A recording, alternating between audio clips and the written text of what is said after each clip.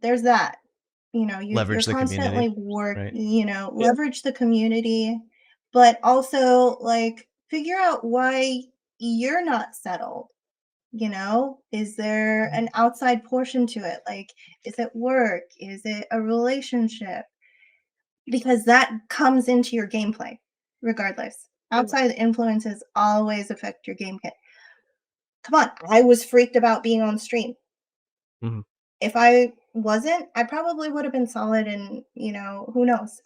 But for me, that's what brought in my extra anxiety and everything like that. Um, so, talk to someone. Talk about, what's going on. Not just as a player, you're a person. You have other likes and interests, that many of us do.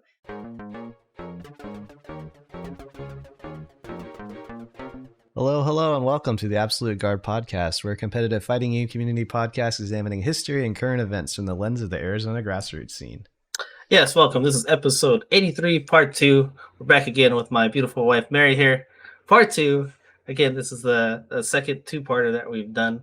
On our previous show, on part 1, we were talking about kind of Mary's introduction into the community, how she basically got integrated into it along with our family. And, I mean, we kind of ended with kind of the origin of her gamer tag, which is usually the beginning of our episodes. But yeah, we were able to squeeze Had a that in very at the end. Batman Begins vibe to it, I think. And that is how I became Queen Bee. Yeah. So speaking of origin speaking story. of speaking of AKG Queen Bee, we're gonna kick this one off with basically. So she hasn't really been a player or a competitor, but during the Street Fighter V era, she decided she was gonna take some time and play. And to be honest with you, she didn't take a lot of time. Like there was a time where I was like, "Here, do these trials," and that's pretty much what I had her do. And like even made a little video of it because I was watching her, and like I could see that she was getting like pieces of it together, and she's like kept on missing parts of it. And I was like, going through the typical like break it down, do this part first, and do this part. Okay, now put it all together. And it took her, I don't know, 20 minutes or so. And like finally she got it, and like she was so relieved. But there wasn't like a whole lot of like other kind of training that went into it. And then she decided for her first tournament she was going to enter Evo. So that would ended up being Evo 2016. And that was the first Street Fighter 5 Evo, and that was at the time the biggest tournament at the time in fighting game history with like 5,000, I think 400 entrants.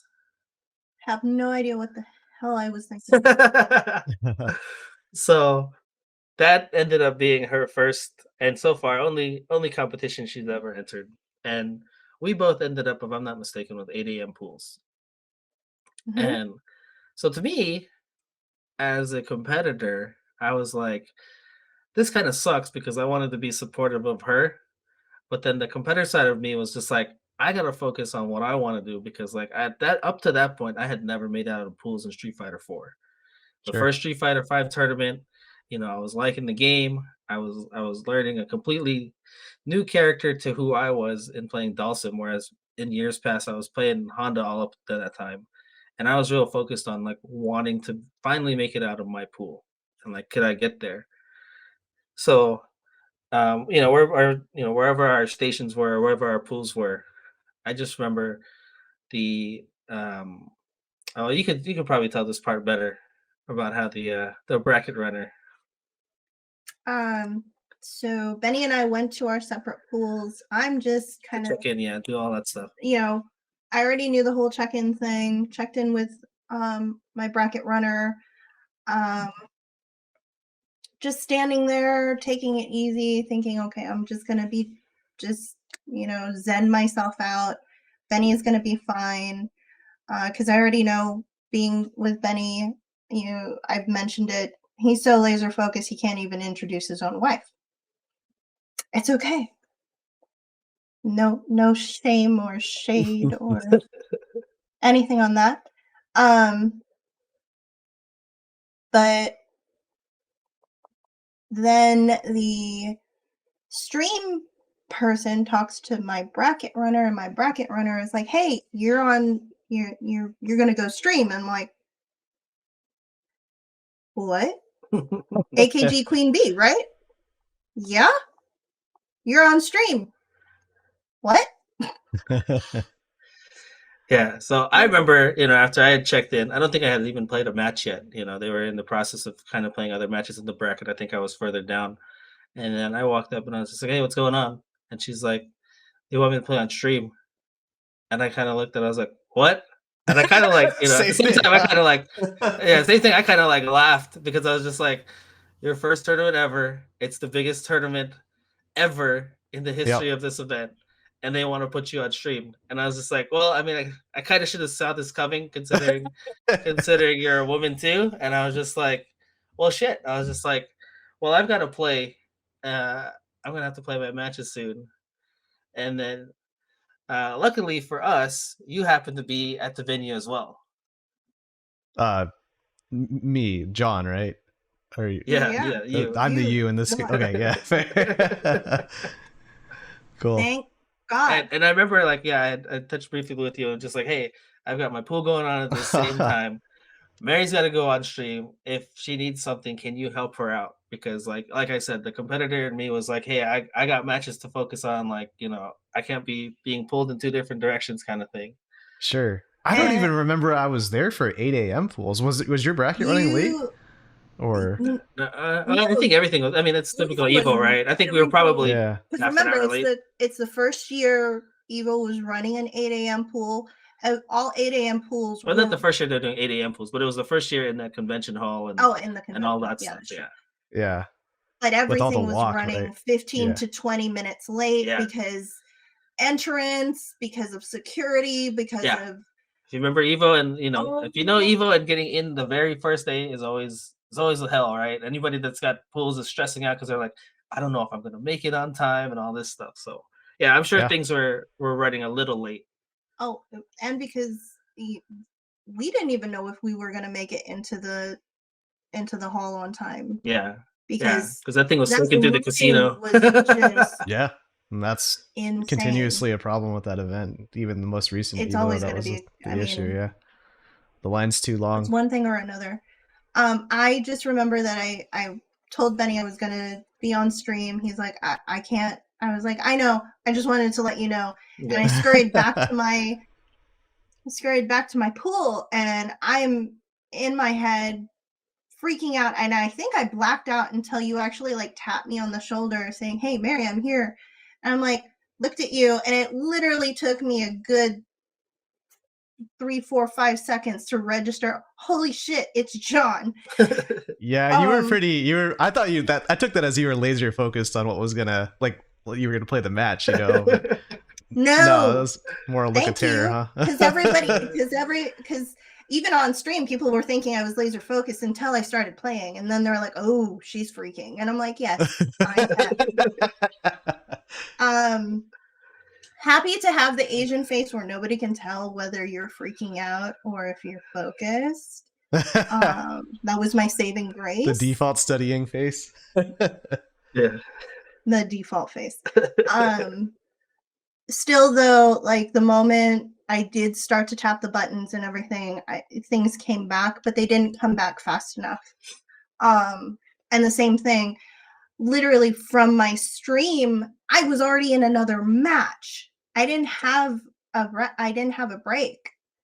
Okay. They already started loser bracket. Yeah. So I literally didn't even have a moment to like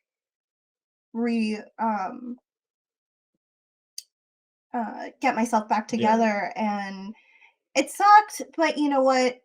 That's what happens in a tournament. You don't know if you're coming off one thing and going right into another. Yeah. Yep. And I knew that, going to all these tournaments, seeing everybody being supportive, recording for people and stuff like that. So to actually experience it was on a whole nother level. For me mentally, for me physically, and because I gotta ask you too, like, did you feel like there was any extra burden on you to perform well because you're a woman, or because you're Benny's wife, or because you're queen bee, or what was there No, kind of pressure or anything? Nothing. Okay. It was just straight up nerves then, no, or it was just Yeah. all nerves. Like I didn't feel, because coming into it, my entire community was like, Mary, we want, we're happy for you to join, to compete. We're happy that you're representing AKG, and sis, we're there behind you all the way. Same thing with AZ. Even though I didn't know a lot of you or whatnot, it was the same thing. Scott was the first one to literally message me on Facebook and, hey, you did great. You went 0-2, but that's all right. And I'm Mhm. like, thank you. This is someone I really respect in the community. This is, someone I trust in what he's saying, because he's upfront. He's not going to sugarcoat it with me. He knows my history. Um, because Benny's told him or anything like that. And and running into a few of other people, and with you were supportive all the way. You didn't, you're like, that's the way the tournament goes, and you did your best, and as long as you put everything up front, there's nothing to be ashamed of. Yeah. Yeah. It's, you kind of gave that to me in so many words. Um, but that's what I took from my first tournament, is I didn't have to prove anything to anyone except for myself. Yeah. I mean, just being on that stage is another thing entirely, and it's just like, I had been there previously playing Daigo back in 2014, and Mhm. like for me, like, at that point I'd been competing for 5 years. Obviously, I'd never been on a stage that big before, and like I've told people this story before, but like I was more nervous playing the guy before me, like in the pool area, because I was just like, even though he's not a known player, it was just like, if I don't beat this guy, my shot at even playing Daigo was out the door, right? Because he was more than likely going to pass through winners, like typically the top players would. I would have to make a losers run, and I probably would never see him. So like I was more nervous, playing that guy. And then once I got over that, and looking at the bracket and everything, I was like, I'm gonna play more than likely I'm gonna play Daigo on stream. So when they were just like, hey, you're going up to the stream station, I was like, okay, cool. I'm like, Yeah. there So you're wasn't really ready. necessarily Yeah. like yeah, there wasn't really like any visible nerves or anything like that. Like there was nerves in the type like when I started playing, and like you can kind of Yeah. see it in my play, but like there wasn't any like physical nerves when I got up there. It was just like, to me, he was just kind of another player. But to her credit, like she said, like there wasn't really a kind of expectations for what she was gonna do. It's not like she came into Evo and was just like, you know what, I'm gonna make it out of my pool. It's like, she had, like I said, she hadn't played really in any tournaments at all up to that point. Like there wasn't Hmm. an extensive like training period for us or anything like that. So there wasn't really kind of any expectations for her. It was just like, I'm here, I wanted to play, and it's just like, of all the things to happen, he just happened to be put on the mainstream for the Yeah. for the biggest The biggest event of the spotlight. world at Yeah. the time, right? And it was Because just that's the like, other thing you is know, it was 8 a.m. That means it was early on in the events matches, and so anybody on the East Coast, like, that was their first match they were going to see, right? And so like you were yep, getting yeah, like a lot of like prime viewership, I think. I So but was, from what Scott was telling me, because he actually, I don't yeah, he know was if Benny tuned in. posted it or whatnot, but he saw it. He watched the entire thing. Yeah. Uh, I I think for me, because I had spent so much time being a TO and going to Evo and hosting these events, getting to know the players, I literally wanted to kind of get a taste of what you guys do. Um, because, like I said, when you're a community leader and you're a mentor, you get you get the questions on, like, hey, I don't know what I'm doing anymore. I don't know where I'm going. I don't know if this is worth it. It becomes more of a mental game. Oh. And I wanted to be more empathetic than sympathetic. So I think that's why I did the training. I didn't really do the matches, but I think that's when I wanted to understand the whole grinding it out for hours on end and trying to get those damn stupid combos together. Oh my god. Yep. It is, Yeah. and he only has one video of the one time I was frustrated to all hell. Yeah, I mean, that But was the euphoria I felt when I got it, and I got it consistently, was amazing. yeah. And Okay. in the back of my mind, I was like, this is okay. I get it now. I get that portion. So when it came to the tournament thing, I'm like, I'm going to do it. I mean, what's the biggest tournament I could do to really put myself in that player state? Yeah. Even as a novice, even, the ultimate of noobs. I wanted to put myself there because that's just how I see myself as a leader, as an individual. And like I Sure. said, be there empathetically. Yeah, but literally put yourself in Actually that. understand how they feel about it, right? Yeah. And Did you gain any new insight from being on that stream match? Like like you mentioned by hitting the combos, you were like figuring out why playing fighting games is fun. But then did that stream match or your tournament experience in general teach you like why tournaments are fun, or like why competing in tournaments are fun? Oh, definitely. Like it taught me why Benny and I have always had this conversation on the ones that are serious and competitive gaming aspect, and the ones that are more in it for the community. Yeah, more casual. Yeah. Yeah, more casual. Mhm. I mean, for me, it definitely brought out, like, I did go through my low period of like, man, did I totally not? I overestimated myself on so many things. I could have prepared more. I could have done this. Da, da, da. I did have my little pity party for the weekend, but at the end of it, like, I understood why it felt there, why it was exciting, why you had all the good parts of it. When you get through your match, when you get through your pool, even Mhm. like I could touch on that, and I understood the good and bad of it. Like I was actually surprised that I was actually mentally beating myself up. Um, Yeah. Okay. Well, see, like, That's yeah, still like I the heart of said, the I mean, competitor, huh?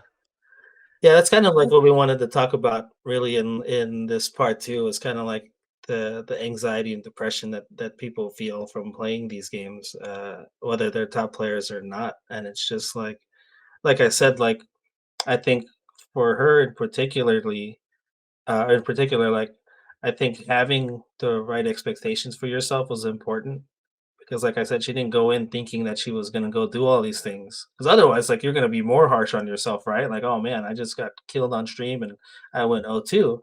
But she didn't Mhm. really have any kind of expectations that in that sense. Where, like for me, for instance, like my expectation or not my expectation, my goal was to get out of my pool. Mhm. And like I did make it out of my pool, and that feeling was like for the first time ever, I was just like, holy shit, like I'm out of my pools. And like, to be the the 8 a.m. pools and being able to tell everybody that, hey, how'd you do?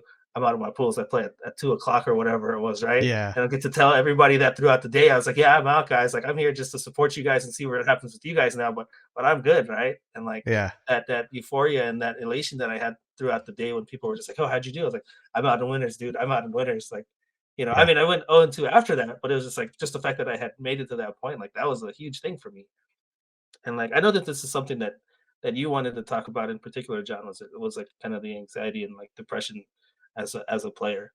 Yeah, yeah. So Just to set the stage a little bit about that is like a lot of we had a conversation after shooting a podcast episode where you and I went to dinner afterwards, and your whole family was there, and Mary, you were there, and we got to drinking and talking and stuff, and like you were talking about kind of your experience with mentoring people and seeing what these players go through, and I found that to be very similar to my experience in the past couple of years, as far as like being more in the limelight in the local scene and whatnot. And so I was curious about like, well, one, could we rehash some of that conversation for more people to hear, because I greatly benefited from it. But then also like, now I have the opportunity to ask you some probing questions, and I'm not just jamming my face full of Korean fried chicken. So Well, also to set the stage, I had a soju bomb, which means okay, I had a entire bottle of Cass and an entire bottle of soju. So I was a lot more free. But Benny will tell you that it just means I talk more when I'm drunk. uh-huh. So Yeah, it's okay. It's more unreserved. yeah, Um, the conversation mainly started because Maynard, our wonderful baby TO, The baby wanted to to Maynard. how else am I gonna put it when he's pretty seasoned now. He's done well for himself. no, It's almost been a year. I'm gonna say baby because of the way he asked his questions. Oh, I see. Um, when you're a seasoned TO, like Benny, like myself, like you, John, yeah, there's still a lot of things to learn, but you already know your community. You already know what you're already planning ahead for what's going to benefit them and what they're asking for. Maynard's trying to plan ahead, and that usually fizzles out when you don't get the full support of the community you're trying to support. Sure. Um, so for me, I had to kind of give it to him and let him know, like, you have to know your players. You've got to know the ones that are hungry for it, and you've got to know the ones that are just casual. Yeah, Um, I'm not saying the ones that are always at the tournament are the hungry ones. No, a lot of them are casual. A lot of the regular season tournament or Rambat or anything, some of them are really just casual trying to, yeah, get that social time. But there's a competitive edge to it when they can mix their social time and competition. yeah, The irony So is that if you were to say that some of these people are casual, they would get upset about it because their competitive streak would flare up, right? yeah, So we exactly. use casual as almost a derogatory term in a lot of ways in the competitive side, but in reality, But it's if like you're your money is not, just as good as everybody else's is, right? Yeah. yeah. exactly.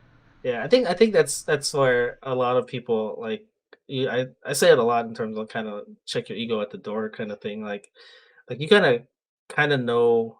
I don't want to say know your place, but it's like you gotta kind of know like your expectation of yourself and if it's realistic. Because it's like I bring it always back to like Marvel 3 because that was a game that I loved to play and I wasn't particularly good at it, but I would enter the tournaments and whatever and I would play and I like people would be like, "Aren't you salty that you lost?" And I was like, "No." I was like, "Cause one, like I'm here and I'm having fun and I don't have any expectations for myself to do well at this game. Like this isn't Hmm. Street Fighter. This isn't what I'm putting my time into." Like I was perfectly happy with like the level that I had attained, whatever that bar was, however low it was, and I was perfectly fine being there. And Hmm. because of that, I was happy. I know other people that came in and would just get bodied, and like you could see them pissed off because they got hit by some mix-up, and I'm just like, "Why are you so mad?" And it's like, "Well, that was, I got hit by this," and I'm just like, "Okay, that's part of the game. Like, whatever. What's the big deal?" It's true. I mean, and that's why I had to kind of dig into him about, hey, do you know your players? Do you know who you're trying to, bring up in the community? And I'm not saying you're not trying to bring everybody up. It's just you want to plan a major, you want to plan something bigger, great. But if you don't have that following behind you, it's not pointless, but it's literally pushing a boulder up a hill. Yeah, because I think so. Sure. What I think the conversation stemmed from, if I'm not mistaken, was Maynard was kind of questioning, like, or I guess his biggest concern was whether people would kind of be supportive or kind of, I guess, kind of stick around for some of the things that he wanted to do, and like basically kind of, um, I don't know what I'm trying to say. Because like Y- I don't know, because we were talking about kind of doing this like online league thing, right? And it was like, are the people that are gonna participate, are they gonna stay consistent and be supportive, or are they gonna like ghost us kind of thing? Sure. That's a common community concern in general, right? Of like, Oh yeah, retention. Can we actually keep people coming back? retention. Hmm. Yeah.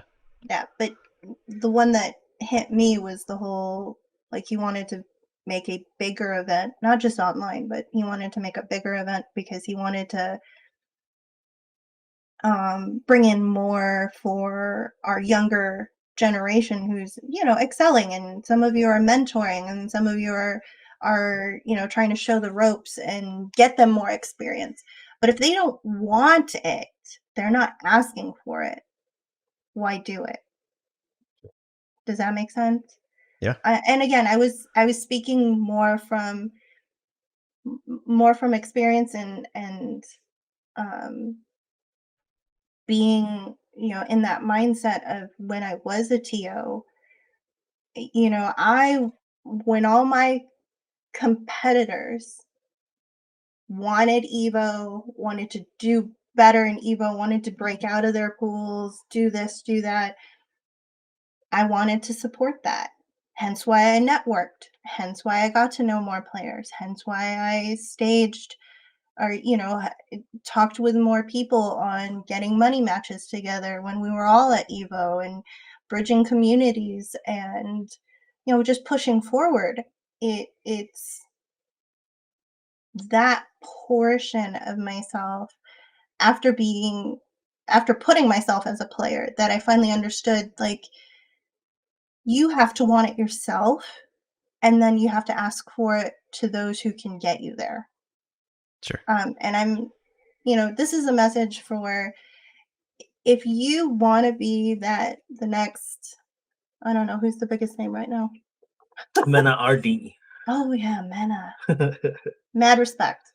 Love your play.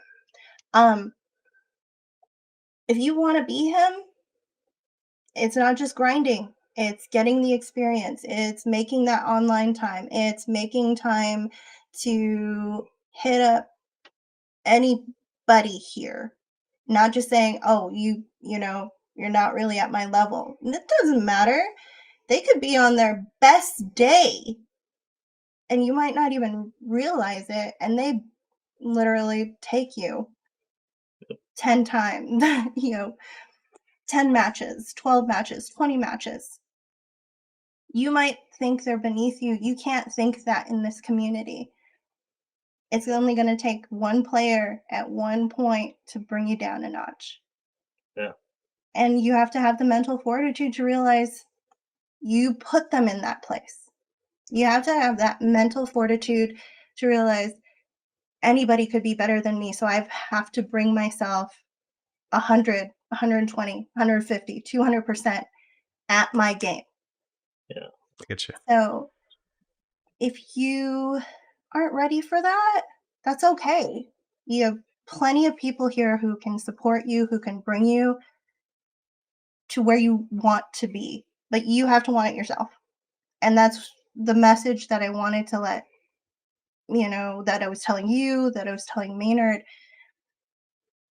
It's getting to know your players. It's getting to know them outside of being a player. Yeah, like what exactly are their kind of like their aspirations or their wants when it comes to being a player? Like Sure. what are they seeking for, for lack of a better term? And sometimes Yeah, the and player doesn't even know, right? They won't know until after Yeah, they try it. exactly. exactly. Yeah, Mhm. or until they get that experience and just like, oh man, and maybe you do well at your locals, and then all of a sudden it's just like, well, what's beyond this, right? Yeah. And Yeah, and I mean the other thing that kind of hit a nerve with me is like, well, what can I do to bring a draw here? And I'm like, you don't have to worry about bringing a draw. Just depends on who's gonna sign up. Yeah.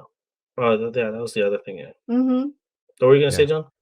Um, we did kind of tease the like the conversation about anxiety and depression that comes with Mm-hmm. these situations, right? And I wanted to kind of get an idea of like where do you see that most when you're mentoring these players, or after like after so many years and seeing both you know, the people that do want it versus the people that think they want it versus the people that don't want it at all. Like what are the main causes for that anxiety or depression that you've seen over the years? Oh man, Wow, that's a good question. that's Well, a heavy I would question. say, from my personal experience, like the anxiety that I typically see from players is again in terms of kind of like their it goes always back to kind of their expectations. And like there was you know, if you have high expectations for yourself and then you don't meet those expectations, then that's certainly, you know, you're going to have the anxiety and be anxious when it comes to that time for you to play. And if you don't meet those expectations, that's where, you know, that's where you kind of fall off that cliff and, you know, hit that low point, right? Yeah. And then Sometimes that's on where the other anger side, comes out like, too, right? yeah, that's where the anger comes out too. And like, I'll always remember it. I think it was 20, it was, no, it was Evo. That would have been 2016. Actually, that was the last one. So the first, actually, I got all the years mixed up because I think the first Street Fighter 5 thing was 2015, if I'm not mistaken. No, Is that it's right? 2016. Huh? It was It was 2016. 2016? Okay. Yeah. Okay, so never mind. So I did get that right. But anyway, so at Evo 2017, the second year for Street Fighter 5, there Mhm. was a there was one person in our community. He goes by Not One of Us, and I remember running into him like kind of towards the end of his pool or whatever, and he's like, "Hey, I got to play a PR Balrog. You know, I might as well just put myself on losers." And I'm just like, "Why are you thinking about that already?" Like, and he's like, "But it's PR Balrog," and I was just like, "So?" I was just like, "He's never played you. He doesn't know anything, right? Like, just go there, play your game, and you know, we'll see how things fall out, or you know, how the chips fall." And like, I remember coming back to him later, and I was like, "Oh, how'd you do it?" He's like, "Oh, I actually took a game off of him." And I'm just like, "Well, see, I mean, yeah, I mean, in the end, did he end up losing? Yeah, but I mean, at the same time, like, he ended up on the other side, like, oh man, I took a game off of this guy." Sure. And it's just like, so instead of being naturally upset that he had, you know, had lost and what he expected, it's like he did better than he did. And I was just like, well, see, that's, you know, he went in there kind of with a losing mentality. So it's just like, you know, what else can you expect of yourself at that point? Sure. I think that's where a lot of the anxiety and depression come in for a lot of players, whether you're in it just to socialize, whether you're in it, you know, as an actual competitor. It's once you hit that button of like, oh man, I'm going up against this person, I'm totally gonna F it up. Mm, You know, you're already putting a mind block on yourself, on your own abilities. Um, a lot of the anxiety that I've had to talk people through is kind of the same thing as Benny. Like the moment they hear somebody's gamer tag and they're just like, "Oh crap, I saw this guy last week." Da da da da da. I'm like, "And that was last week. That's not today." mm, It's hard to have that. It's hard to be confident enough to carry yourself as it is, but you've already put in the time. You've already, you know, you've already talked with several people on coaching, or at least I hope you've talked with several people about matchups and everything like that. Um, because there's a wealth of knowledge in this community. There's a, you know, but you have to ask for it. Nobody's going to really give it to you. Yeah, we see the talent, but a lot of us are like, I'm not going to give you an edge because I still have to work on myself. That's the competitor mentality that I've learned. Sure. Like, you know, I might see a lot of people with a lot of potential, but if you're not going to come up to me and ask me what you're doing or what I can help you with, or then what's the point? Not unless I can see you really, really struggling, then I'll make a suggestion, you know.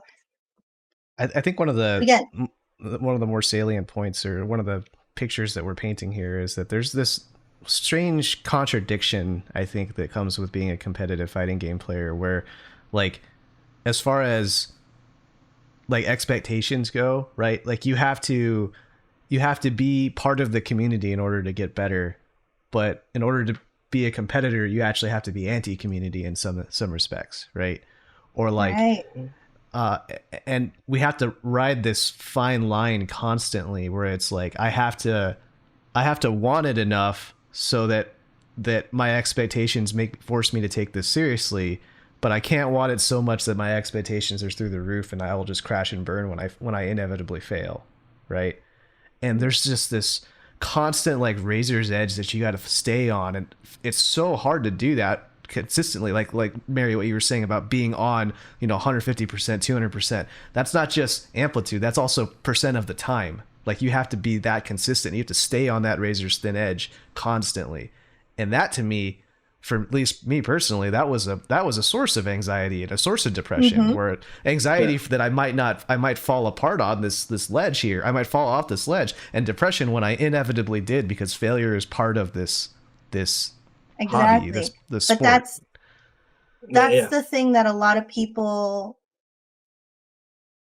that's what builds on the anxiety, is a lot of people are afraid of failure. Why be afraid of it when you know it's a part of it? Yeah. Yeah, I think that's one of the things I love about the FGC in general is that, people talk about like when it comes to kind of like other sports, like combat sports in particular, like boxing or MMA, right? Like typically they don't do like our format is different in the sense where like we're constantly running tournaments, right? Like that's the gauge of our abilities and to see how well we are, right? It's not like all right, I'm gonna fight John this week and I'm gonna fight so and so next week. And like, I'm gonna keep a track of my record like a boxer does, right? Mhm. It's like, we don't track ourselves on that. It's like, yeah, you can kick my ass for 4 weeks, and then that fifth week, if we go out to a tournament and I beat you, like to me, I'm winning at that point, right? Like it doesn't matter what happened in that 4 weeks. This was when I needed to assess myself, and this is what's when it's serious, right? When it's really serious and it counts. So it's like, my point was like more like I love the fact that we have this tournament structure because there is only going to be that one person at the top every event, right? Mhm. There's no sugarcoating it, and there's no like, well, I mean, yeah, I did do my best, but like, you're going to have more losses than you are wins. The Mhm. majority of the players in the scene are more losses than wins. There's always going to be that upper echelon that have great win rates and win tournaments. But even then, like I'm sure if you put everything all together, they might be hitting 60%, if that's, if you put everything all together. Sure. So there's It, a constant, like you said, like hitting that failure point yeah. consistently, and it's like how do you deal with that and how do you build upon that?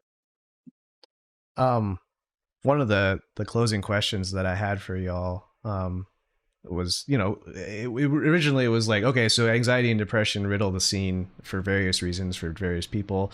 How do you deal with it? You kind of already alluded to some of these points here, as far as like checking your expectations or sourcing from the community, the wealth of knowledge that Mary was talking about, right? And like, are there other like tips or ways that you've helped people combat those feelings of anxiety and depression? Like how do you what's the after dinner mint here? Like how do we get to the point where we're moving forward on it? So that one is a tricky one because, again, everybody's an individual, everybody deals with their own thing. For me, I like to tell people, I'm all like, go back on your losses, not your wins. Mhm. Why did you lose? Why, why didn't you get the mix up? Why didn't that land? Like, analyze yourself. And then if you Yeah. can't get the answer, have somebody else analyze it. If they can't get the answer, have somebody else analyze it. There's that.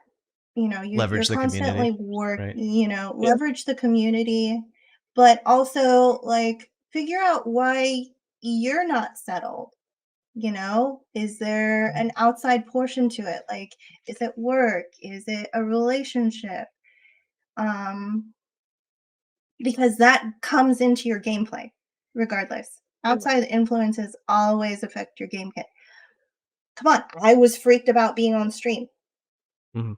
If I wasn't, I probably would have been solid and, who knows. But for me, that's what brought in my extra anxiety and everything like that. Um, so, talk to someone. Talk about, what's going on. Not just as a player, you're a person. You have other likes and interests, that many of us do. Like, I literally spent a whole hour talking to Godsaw about whiskey. He does like to talk about whiskey. Shout outs to Godsaw. He's got a whole bourbon Yeah. soapbox. Yeah. Dude. Yeah. And one of these days I will set up a tasting with you. Just Yeah. I think we'll get it together. I think what's his name wanted to do that too, Ethan. Yes. Oh yeah. You too, Ethan. Yeah. I got Ethan's you. all about the So he whiskey. I'm, I'll bring John. Now see, so if he brings up a great point, because it's just like I think that comes part of like with the expectations too, right? Is like you have other outlying things in your life and outside influences. And so like I've been doing the flight lessons, like I've talked about that, right? And one of the major things that they talk about when it comes like part of like your pre-flight thing and before you fly is like you have to kind of self-assess yourself. There's not somebody that's going to be there to do that for you. And it's like, so it's like one of the things like on like this like self-assessment checklist is like stress. Like, are you feeling stress? Is there something Mhm. in your life that's bugging you, that's bothering you, that you think that could affect how well that you're going to fly this plane? Are you sick? Are there external pressures? Like, do you need to be somewhere on time, or is there other things affecting you? And like when I've been reading and studying about that kind of stuff, a lot of that kind of comes back to the FGC as well. And it's like, there's always like there's always going to be those kind of things, and like you don't want to, it's easy for people to kind of use those kind of like as a crutch or excuses, right? Well, I had this going on or this, and like I don't know. Part of it, it's like that's something you got to take into account too. And I'm sure, like in a lot of ways, it can kind of exasperate those kind of situations. So it's like if you've got something else going on in your life, and then you happen to lose as well, like maybe maybe that anger, or maybe that depression hits you even harder Mhm. because of those other things. Sure. And a lot of times, like you got to learn to kind of compartmentalize that stuff and realize that they're not connected in that sense. Mhm. Like, I mean, are they going to affect you? Sure, but you can't let those things weigh you down, and compound itself.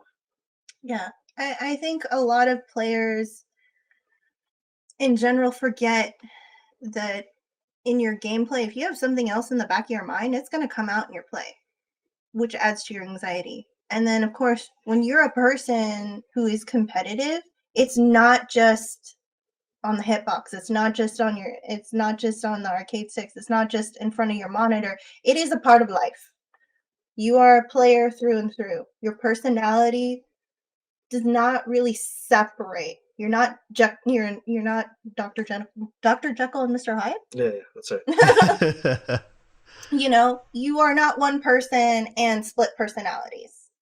Yeah. You are a player, you are a person, and you can't really separate the two.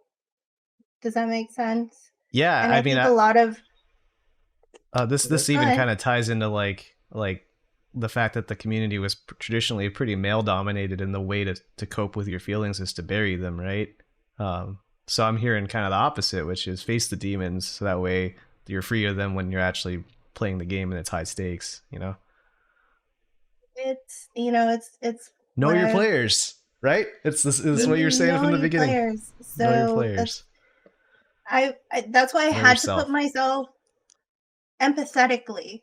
That's why I had to put myself there, because as much as I was telling everybody sympathetically, I Mhm. felt like it wasn't necessarily being heard. But once I did do it, I had a little more backing behind what I was saying. Even though this is how I live my life, like I mean, I was telling Benny, I have my lows, and when I'm in my lows, I tend to drink a lot more. I Mm. be, I'm a little, um, I pull Indulgent, away more. right? Yeah. Yeah. So, you know, it's the same for any player. Um, You guys have lives. We understand that you're a person. I'm not saying your gameplay sucks because your relationship with your dad is foobar, you know, or, you know, that your mother doesn't support you because she thinks you're wasting your life. That's not it. You have all the potential in the world because there's so many others who see it. You know, And we can't pick and choose the families we're born into, but we can pick and choose the families that, you know, we come into. That's what a community is. A community is a family you build around yourself. So, you know, face your demons. And if you can't, you've got a whole slew of other people who will help you face them. And if we can't, then we always find somebody else who can help support you behind us. That's it. Yeah, I think That's that's a great that's point. yeah, it's extremely poignant to the point where I'm like, I don't think either Benny or I could top that point. So I think maybe we give you the last word there, Mary. Thank you so much for being on the thank show. you. Thanks for being on 2 parts of the Absolute Guard podcast. Yeah. This has been the Absolute Guard podcast, episode 83, part 2 with John, Benny, and Mary. Any shout outs on the way out here? I think we said a few shout outs, didn't we? Well, this is for you in particular. Yeah. No, I mean, shout out to everybody in AKG. Shout out to everybody in AZ. You guys, you know, from my past to my present, have been extremely supportive and have built the woman you see before you. Oh. Yeah, that's my binary note, woman. If I add labels. I'm happy to have influenced anyone. I'm happy to have mentored anyone. And if I did start something in the community with my streaming for women out there, I didn't know, and I'm happy to have supported you in your journey. That's awesome. All right. So yeah, this has been episode 83, part 2. Thanks again, Mary, for being on. You can find us at Twitch at twitch.tv/Spiral Series, YouTube at youtube.com/Spiral Series, and an Apple Podcast and Spotify under Absolute Guard. Thanks, everyone. Have a good night.